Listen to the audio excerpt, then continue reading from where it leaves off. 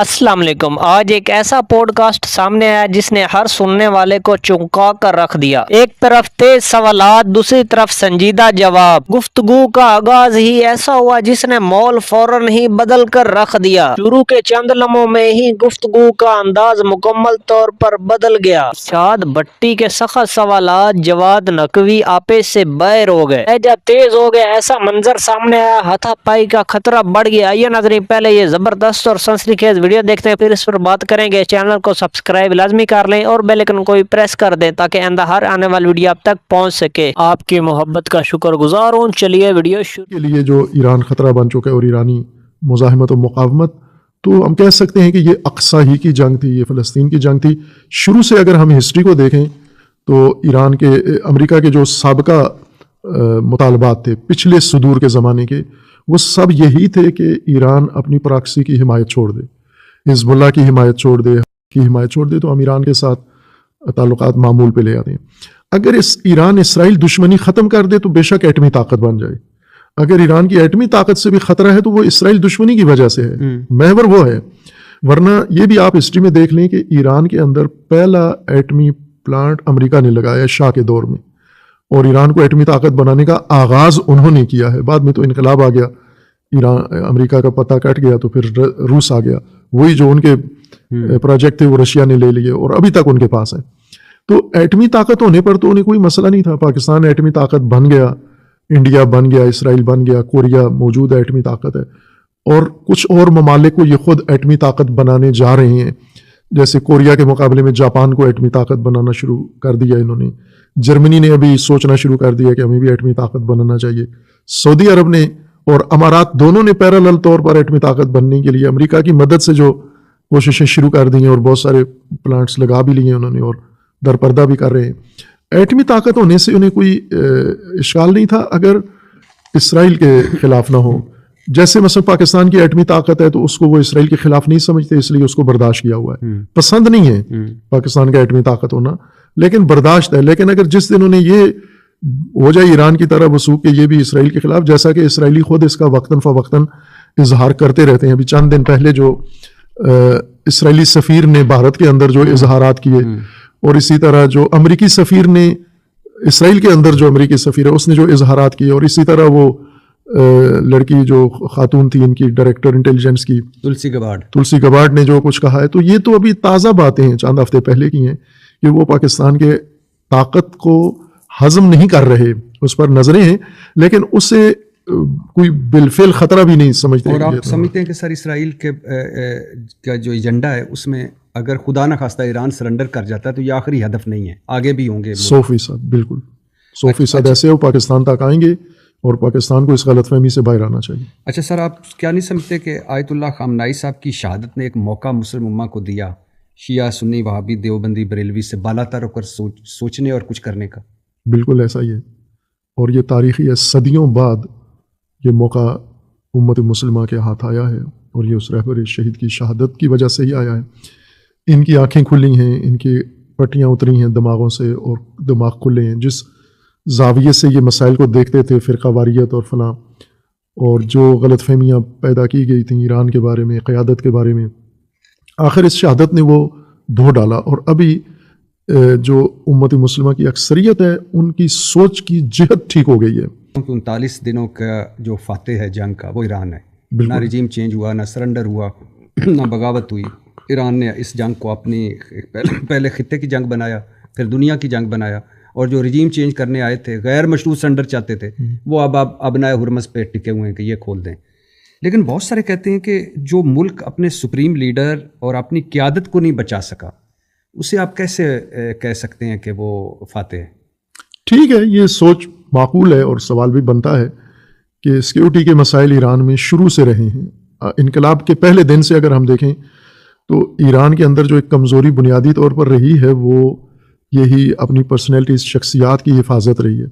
شروع دن سے، انقلاب کے دوسرے دن سے انقلابی شخصیات کا قتل اور ٹیرور شروع ہو گیا تھا۔ بڑی بڑی شہید بہشتی جو مرکز تھے انقلاب کے، شہید ہو گئے، شہید مطہری شہید ہو گئے، محمد علی رجائی صدر تھے شہید ہو گئے، جواد با ہنر پرائم منسٹر تھے وہ شہید ہو گئے، اور اسی طرح ایک ایک کر کے ہم نے دیکھا کہ یہ کمزوری شروع میں رہی تھی، اور اس کی طرف کافی یہ وہ دن تھے جب ہم وہیں پڑھتے تھے اور مسائل کو نزدیک سے دیکھتے تھے، مطبوعات میں، ان کے اخباروں میں یا میڈیا پہ دیکھتے تھے کہ بعض لوگوں کی اس طرف حساسیت تھی، توجہ تھی کہ اس شعبے میں ہم کمزور ہیں. اور اس کمزوری کی بڑی وجہ یہ تھی کہ ایران میں سیکیورٹی کی جو کمزوری ہے وہ یہ کہ جس کو ایران کی اصطلاح میں کہا جاتا ہے نا نفوذی جاسوسی، جو دراندازی والے جاسوس ہیں. ایک تو وہ جاسوس ہے نا جو صرف معلومات جمع کرتا ہے، اطلاعات جمع کر کے دیتا ہے اپنے ملک کو یا اپنی کمپنی کو. ایک وہ جاسوس ہوتا ہے جو دوسرے سسٹم کے اندر جا کے وائرس کی طرح گھس جاتا ہے. یعنی یہ بعض سیکیورٹی ماہرین کی تعبیر تھی کہ کچھ جاسوس ایسے ہوتے ہیں جو بیکٹیریا کی حیثیت رکھتے ہیں، جو ایک دوسرے سسٹم میں جا کر اس کی معلومات لے لیتے ہیں اور اسے کمزور کرتے ہیں.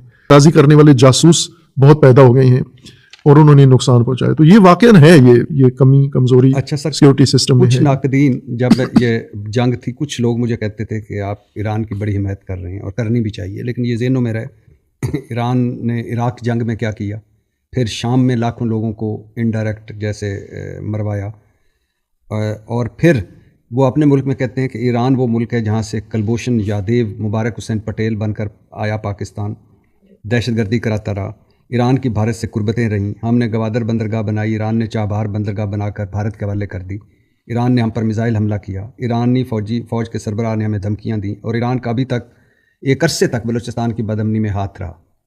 تو یہ وہ کہتے تھے کہ آپ یہ بھی تو ذہنوں میں رکھیں گو کہ یہ سارا کچھ. حالانکہ یہ میرا کہنا تھا کہ یہ وہ وقت ہے کہ جب ان چیزوں سے بالاتر ہو کر سوچنے کا وقت ہے، لیکن یہ چیزیں موجود تو ہیں.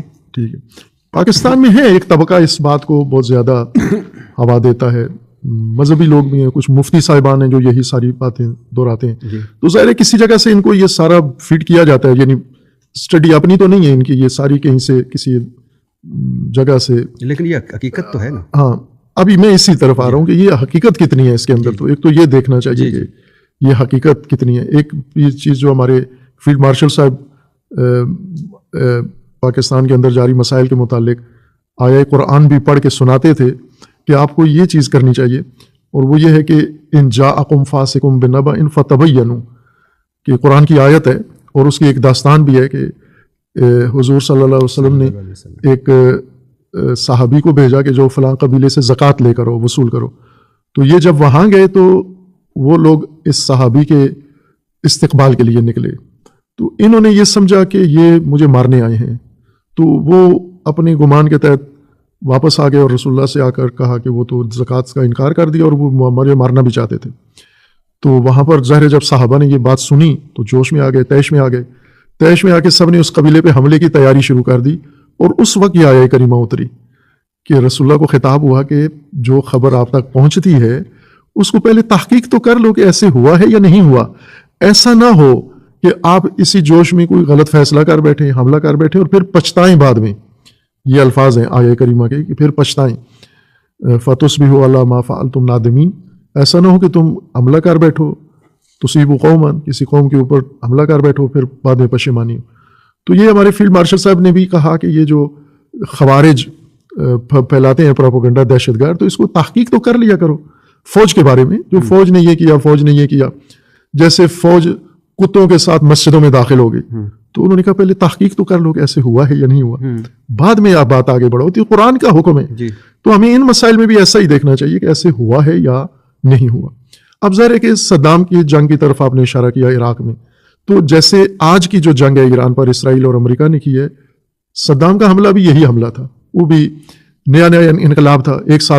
انقلاب کے ایک سال کے بعد ایران کمزور تھا، کمزور سمجھ کے انہوں نے انقلاب ختم کرنے کے لیے چڑھائی کر دی معاہدے پھاڑ کر، اور تمام عرب ملکوں نے ان کا ساتھ دیا. امریکہ نے، اس وقت تو سوویت یونین بھی تھا، انہوں نے بھی ان کا ساتھ دیا. تو وہ بھی وہی جنگ تھی، یعنی ایران نے تو نہیں جنگ شروع کی، ایران پر جنگ شروع. آپ سے سوال ہے، جنگ بندی ہو گئی، مذاکرات پھر سے اسلام آباد میں شروع ہیں، کیا یہ جنگ بندی برقرار رہے گی یا پھر سے جنگ شروع ہوگی؟ آپ کیا سمجھتے ہیں؟ اپنی رائے کمنٹ میں ضرور بتائیں. چلیے ویڈیو شروع کرتے ہیں. وہاں دفاع کیا آپ نے، اور کمزور ترین حالت میں دفاع کیا. آج تو ایران بہت مضبوط ہے، اس وقت کچھ بھی نہیں تھا ان کے پاس. آج تو میزائل ان کے اپنے، اس وقت تو سوئی بھی نہیں تھی ان کے پاس. اور اسی جنگ میں جو پاکستان کے قدردان ہیں ایرانی، اور خصوصاً رہبر شہید، اسی جنگ میں پاکستان کے کردار پر قدردان ہیں. اس وقت ضیاء الحق صاحب تھے, جنرل حاکم تھے, اور ضیاء الحق صاحب نے فوج کا ایک دستہ عراق بھی بھیجا ہوا تھا, لیکن ایران کے ساتھ چونکہ رہبر صدر تھے اس وقت یا سیکورٹی کے چیف بھی تھے, تو پاکستان آئے بھی اسی جنگ کے دوران 8 سال جنگ چلی. تو پاکستان نے جو کردار ادا کیا ابھی تک ایرانی اس کے شکر گزار ہیں اس جنگ کہ وہ ایک مسلمان ملک کے خلاف جنگ تھی, لیکن جنگ آغاز عراق نے کی تھی, صدام نے کی تھی, اور باقی سارے ملک اس کے ساتھ تھے. اور امام نے کہا بھی تھا کہ یہ ہم سے فارغ ہو کے تم پر حملہ کرے گا, اور اس نے کویت پر کر دی اور سعودیہ کو بھی دھمکی اس نے دے دی تھی. اسی طرح پھر انہوں نے شام کا معرکہ ہوا. اب شام میں ایران نے کیا کردار ادا کیا؟ کیا شام میں ایران فوجیں لے کے گیا اہل سنت پر چڑھائی کرنے کے لیے؟ کچھ تو حقائق سامنے ہونے چاہیے. شام میں چونکہ شام ایک پل تھا حزب اللہ کے لیے اور حماس کے لیے, فلسطین کی مدد کے لیے ایران کے پاس ایک راستہ تھا. تو یہاں پر داعش جیسی خونخوار جماعت بنی, پارٹی بنی, اس کی مدد ان سب نے کی مل کر. ہیلری کلنٹن نے تو کہا کہ یہ ہم نے بنائی تھی داعش, اپنی کتاب میں اس نے لکھا ہے. تو ظاہر ہے کہ اب ایران کو شام کی حکومت بچانا نہیں تھا, پل بچانا مقصود تھا کہ یہ راستہ, یہ سپلائی لائن کھلی رہے تاکہ ہم مقاومت و مزاحمت کو مدد کر سکیں. تو اب ظاہر ہے کہ شام میں جن لوگوں نے دہشت گرد تنظیمیں بنائیں یا جنہوں نے اس جو آخرکار پھر کامیاب ہو گئے, یعنی شام کی اس حکومت کو ختم کرنے میں, یہ پہلے دن ہی کرنا چاہتے تھے کہ شام کم از کم, چونکہ واحد عربی ملک جو اسرائیل کے مخالف تھا شام تھا.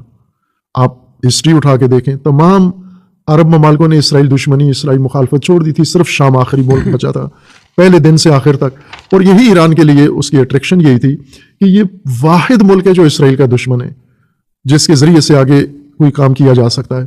تو ظاہر ہے کہ انہوں نے پھر اس کو ختم کرنے کے لیے جو سینیریو بنایا تو ایران نے اس کا ناکام بنایا اس کو جا کر, داعش یا جو بھی تھے, لیکن آخرکار وہ شام میں مسلط ہو گیا. تو وہ بھی کا داعش کا یا وہ جو کل کا جس پہ $1 کروڑ کی ہیڈ منی تھی, آج وہ شام کا سربراہ بنا دیا. وہی بالکل جولانی صاحب. آنے والی جنگ کو دیکھیں جو 80 کی دہائی میں لڑی گئی, اور اس میں پاکستان کا کردار اتنا اہم کردار تھا کہ ایران آج تک شکر گزار ہے اس کا. اور اس میں آپ کو بھارت نظر نہیں آتا وہاں پر, بالکل اس جنگ میں دور دور تک نہیں ہے بھارت وہاں, یعنی ایران کے قریب نہیں ہے, ایران بھارت کے قریب نہیں ہے. ایک کلائنٹ کے طور پر تیل بیچتے تھے, اس کو سارا کام کرتے تھے. ایران بھارت کے لیے اس کا رابطہ اس وجہ سے ہوا کہ جب سب نے مل کے پابندیاں لگائیں ایران کے اوپر, تو بھارت ان 1-2 ملکوں میں سے تھا جو ان کا تیل خریدتے تھے. تو ظاہر ایک جاذبہ اٹریکشن تو ان کے لیے تھی کہ کوئی خریدتا نہیں ہے, تجارت کوئی نہیں کرتا, یہ کرتا ہے. اس کی بھی اپنی ضرورت تھی, سستا تیل لیتا تھا, کبھی مفت لیتا تھا, کبھی کس طرح. تو وہ تو ایک ان کی ضرورت تھی. لیکن پھر جب مسائل آگے بڑھے بہت سارے خطے میں, اور پاکستان کا ایک واضح رجحان موجود تھا ایران کے اوپر, جو پابندیاں لگتی تھیں, تو ضیاء الحق صاحب کی طرح پاکستان وہ نہیں کرتے تھے پرواہ ضیاء الحق ان پابندیوں کی. وہ اپنی ایک پالیسی بنا کے, امریکہ افغانستان میں پھنسا ہوا تھا, اس لیے وہ ادھر بھی اپنا مطلب نکال لیتے تھے ضیاء الحق, اور ادھر بھی اپنا کام پورا کر لیتے تھے. لیکن جب بعد میں جو قیادت آئی تو انہوں نے ان مسائل کو زیادہ سیریس لینا شروع کر دیا. اور وہ یہ کہ جب ایران کے ساتھ معاہدہ ہوا, صدر زرداری صاحب نے کیا اپنے پہلے ٹینیور میں, اور تیل کا گیس کا معاہدہ جو پاکستان کی سب سے بڑی ضرورت تھی, اور وہ معاہدہ ابھی باقی ہے. آج پاکستان نے آج سعودی عرب کے ساتھ معاہدہ کیا ہے, اور معاہدہ پورا کرنے کے لیے اب پہنچ بھی گئے ہیں, فوجیں پہنچ گئی ہیں. ایران کے ساتھ میرے خیال میں 10-15 سال پرانا معاہدہ ہے, کٹائی میں پڑا ہوا ہے, اور اس کا جرمانہ بھی پاکستان پہ پڑا ہوا ہے. 18 ارب ڈالر پاکستان پہ پڑے ہوئے ہیں. اس معاہدے کا نام نہیں لیتے. وجہ یہ ہے کہ پاکستان دباؤ میں رہا ہے ہمیشہ سیاسی طور پر. نہیں, آپ کی میں بات ساری مان لیتا جی ہوں ہاں, جو کچھ ہے, اب یہ میں عرض کر رہا ہوں نا کہ اس کا عمل یہ تو نہیں ہونا چاہیے, یعنی یہ پاکستان دشمنی میں نہیں ہوا, میں یہ کہہ رہا ہوں دہشت گرد بھیجیں آپ.